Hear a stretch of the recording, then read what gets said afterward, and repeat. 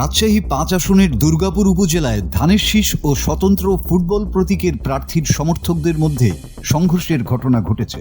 সকাল ৮টা ৫০ দুর্গাপুর উপজেলার নওপাড়া সরকারি প্রাথমিক বিদ্যালয় কেন্দ্রের সামনে এই ঘটনা ঘটে।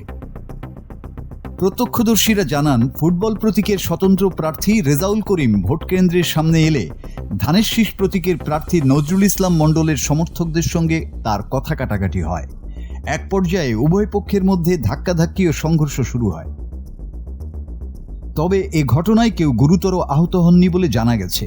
খবর পেয়ে পুলিশ ও সেনাবাহিনীর সদস্যরা ঘটনাস্থলে পৌঁছে পরিস্থিতি নিয়ন্ত্রণে আনেন। বর্তমানে কেন্দ্রের পরিবেশ শান্ত রয়েছে।